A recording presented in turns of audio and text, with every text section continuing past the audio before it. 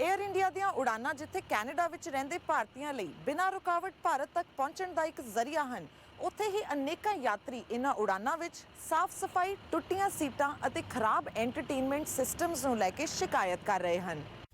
UBC ਦੀ professor doctor ਨਿਸ਼ਾ ਮਲਹੋਤਰਾ ਅਜਿਹੀਆਂ ਚਿੰਤਾਵਾਂ ਪ੍ਰਗਟਾਉਣ ਵਾਲੇ ਬਹੁਤ ਸਾਰੇ ਯਾਤਰੀਆਂ ਵਿੱਚੋਂ ਇੱਕ ਹੈ।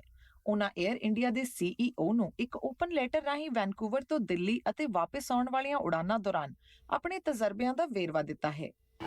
जो भी मैंने देखा वो मेरी इमेजिनेशन के बाहर था, क्योंकि ना वहाँ पे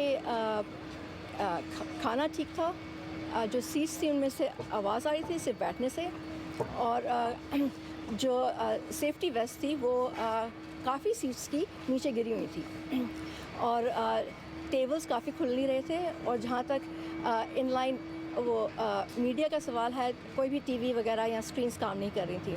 वो शुरुआत में ही ना बाथरूम में सोप था, साबुन था, ना ही हैंड सैनिटाइजर थे।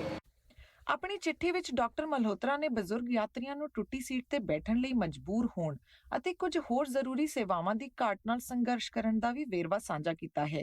ਇਸ ਪ੍ਰਕਾਰ ਦੀ ਚਿੰਤਾ ਪ੍ਰਗਟਾਉਣ ਵਾਲੀ ਨਿਸ਼ਾ ਮਲਹੋਤਰਾ ਪਹਿਲੀ ਕਸਟਮਰ ਨਹੀਂ ਹੈ, ਬਲਕਿ ਸੋਸ਼ਲ ਮੀਡੀਆ ਤੇ ਇਸ ਪ੍ਰਕਾਰ ਦੇ ਅਨੇਕਾਂ ਪੋਸਟ ਰਾਹੀਂ एयर इंडिया ਦੀ ਸੇਵਾ ਅਤੇ ਸਹੂਲਤਾਂ ਸੰਬੰਧੀ ਸਵਾਲ ਚੁੱਕੇ ਗਏ ਹਨ। डायस्पोरा है, उनको लैंग्वेज की प्रॉब्लम होती है बुज़ुर्गों को, और वो काफ़ी बच्चों के साथ भी जाते हैं, तो ये सिर्फ कंफर्ट की बात नहीं है, ये सेफ्टी की भी बात है। अगर आपके पास साबुन नहीं है, हैंड सैनिटाइजर नहीं है, तो और बुज़ुर्ग लोगों की थोड़ी इम्यूनिटी भी कम होती है, तो काफ़ी सेफ्टी का इशू होता है। ਇਸੇ ਸੰਬੰਧੀ ਮੈਗਿਲ ਯੂਨੀਵਰਸਿਟੀ ਤੋਂ ਐਵੀਏਸ਼ਨ ਐਕਸਪਰਟ ਦਾ ਮੰਨਣਾ ਹੈ ਕਿ ਜਿੱਥੇ ਯਾਤਰੀਆਂ ਦੀ ਸੁਰੱਖਿਆ ਨੂੰ ਯਕੀਨੀ ਬਣਾਉਣ ਲਈ ਲੰਬੇ ਰੂਟ ਤੇ ਉੱਡ ਰਹੇ ਹਵਾਈ ਜਹਾਜ਼ਾਂ ਦਾ ਰੱਖ ਰਖਾਅ ਕਰਨਾ ਲਾਜ਼ਮੀ ਹੈ, ਉੱਥੇ ਹੀ ਅਜਿਹੇ ਮਸਲੇ ਜਹਾਜ਼ ਅਤੇ ਯਾਤਰੀਆਂ ਦੀ ਸੁਰੱਖਿਆ ਲਈ ਖਤਰਾ ਨਹੀਂ ਬਣਦੇ। ਹਾਲਾਂਕਿ ਉਹ ਸਮਝਦੇ ਹਨ ਕਿ ਇਸ ਵਿਸ਼ੇਸ਼ 에ਅਰਲਾਈਨ ਨਾਲ ਸੰਬੰਧਿਤ ਸ਼ਿਕਾਇਤਾਂ ਕਾਫੀ ਸਮੇਂ ਤੋਂ ਸਾਹਮਣੇ ਆਉਂਦੀਆਂ ਰਹੀਆਂ ਹਨ। This is not a new problem with Air India. This is not a new problem.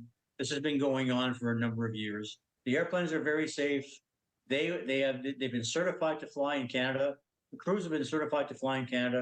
Transport Canada is watching the quality of that airplane and the safety of that airplane, well, like they do all other airplanes. So there is no question about the integrity and the safety of the air in the airplane. What you will, in fact, have a compromise with is the atmosphere and the cabin environment on that airplane, which unfortunately is not up to par as far as global international carriers. Doctor Malhotra ਨੇ ਆਪਣੀਆਂ ਚਿੰਤਾਵਾਂ ਜ਼ਾਹਿਰ ਕਰਦਿਆਂ ਕਿਹਾ ਕਿ ਇਸ ਤਰ੍ਹਾਂ ਦੇ ਲੰਬੇ ਰੂਟ ਦੀਆਂ ਉਡਾਨਾਂ ਤੋਂ ਬਾਅਦ ਜਹਾਜ਼ਾਂ ਦੀ ਸਰਵਿਸ ਕਰਨਾ ਬਹੁਤ ਜ਼ਰੂਰੀ ਹੈ।